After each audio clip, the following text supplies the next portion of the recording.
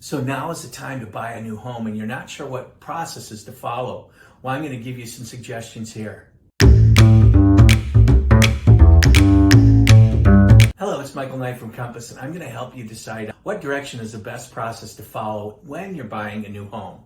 My first suggestion for you to do is to get pre-approved or pre-qualified through a lender. One of the reasons I suggest that is because, number one, it's very difficult to put in an offer when you're not pre-approved or pre-qualified. Also, another reason, too, is that you may find out you can afford a lot more home than you thought, or unfortunately, on the other end of it, you may find out you can't afford quite as much as what you're looking at. And that makes it very difficult because no home will ever be quite the same when you go out looking only to find out you can't afford that home.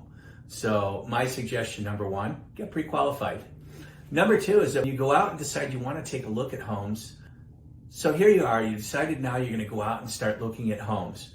My suggestion is to sit down with your realtor, decide on what areas maybe are best for you, what your wish list might be, because that's extremely important to get what you want and to make sure you can find it within your budget. Make sure your budget's within your reason. The next step, my suggestion is, once you find a home, is you have to negotiate. Work with your agent. Your agent's been working for a long time in the business and should know the best strategy as far as getting you the best price on the property based upon the current market conditions. Once you get a signed, executed contract, the next step in the process is to have a home inspection. Find yourself a qualified home inspection that's licensed in the area. They will come out, they'll spend a couple of hours going through all the basics of the home, properly functioning mechanicals, etc. It's a long process, but it's well worth it in the long run, because if you find some major items, you may want to renegotiate your offer, or you may want to back out of the contract altogether. So anyway, so now you've got your property under contract. You had a home inspector come out. They found that there aren't too many items, or you've negotiated the items to be corrected. What's going to happen next is your bank, your lender, is going to send out what they call a property appraiser. They're going to make sure that the property is in good condition. They're not going to do a home inspection per se, but they are going to inspect the property.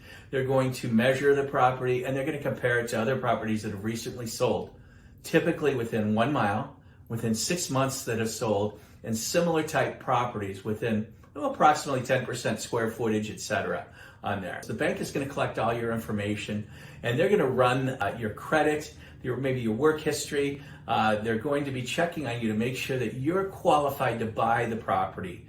And they're going to make sure that you're qualified based upon the loan that you've chosen too, that you're going to be able to afford it. Once all those items are in order, they will issue what's called a clear to close. Once you get a clear to close, at that point, at any point, you really can close on the property, meaning that you go to the bank, you sign all the mortgage documents, the paperwork and everything like that, and you get the keys to the house. Now, a typical process like this in today's market usually takes about, can be 4 weeks, 5 weeks, usually not outside of 6 weeks to get all of this done. And that's from signing the contract, having accepted offer, all the way through closing. So anyway, I hope you find this interesting. Please follow me at TikTok, LinkedIn, Facebook, Instagram, YouTube. I'm all over the place, so please follow me. Thank you very much. Take care and have a great day.